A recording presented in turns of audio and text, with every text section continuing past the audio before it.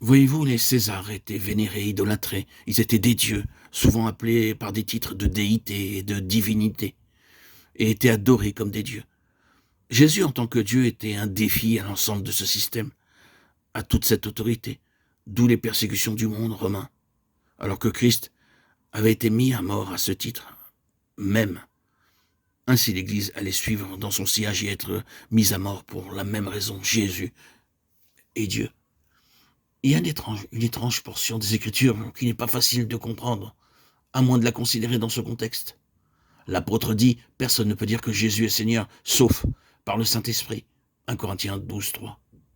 Cette déclaration paraît elle-même étrange si vous la sortez de son contexte historique. Tout le monde peut dire que Jésus est Seigneur sans le Saint-Esprit, n'importe qui peut le dire. Vous n'avez pas besoin d'être chrétien pour cela. Mais ici, il est mentionné, personne ne peut dire que Jésus est Seigneur, sauf par le Saint-Esprit.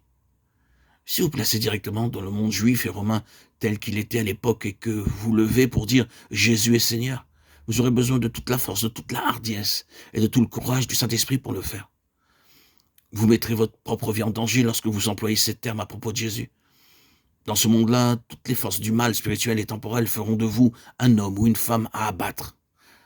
Si vous dites Jésus est Seigneur, la croix vous attendra, et pour cela vous aurez besoin du Saint-Esprit. Personne dans ce monde-là ne pouvait oser le dire autrement que par la puissance et l'aide du Saint-Esprit. Ce n'était pas une chose facile de déclarer la déité, la seigneurie, la divinité de Jésus-Christ à cette époque-là.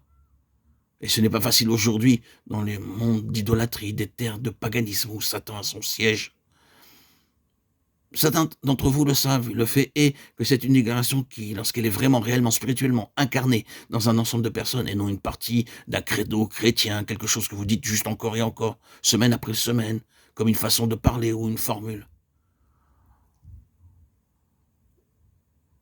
Lorsque cette déclaration est vraiment, réellement, spirituellement incarnée, que Jésus est Seigneur, Jésus est Dieu, lorsqu'elle est telle qu'elle l'a été au début, devenue réalité dans la puissance du Saint-Esprit, alors l'enfer dans son ensemble se mobilise pour détruire ce témoignage. Ainsi, vous pouvez avoir le langage et la terminologie du témoignage sans la réalité. Incarnez-la et vous êtes une cible.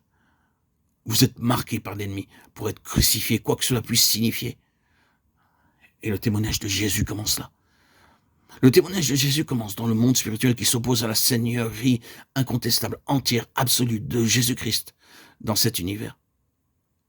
C'est la même. Je voudrais dire ceci et avancer, c'est dans ce domaine que l'Église prouve réellement son témoignage, sa valeur, sa signification, son importance, sa puissance.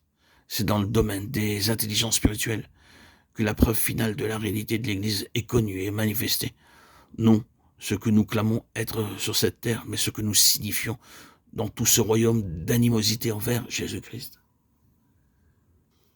C'est là où notre responsabilité est jugée et mesurée, là que ce monde spirituel teste la réalité du témoignage de Jésus.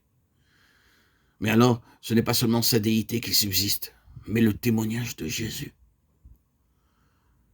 L'homme Jésus, l'homme, ce qu'il était en tant que l'homme Jésus. Voyez-vous, cet autre monde spirituel de haine amère et cruelle envers Dieu, qui est établi et résolu de ruiner et de détruire tout ce qui est de Dieu, tout ce que Dieu a créé. Ce monde a marqué de son empreinte l'homme par lequel il donnera libre cours à sa méchanceté sur Dieu.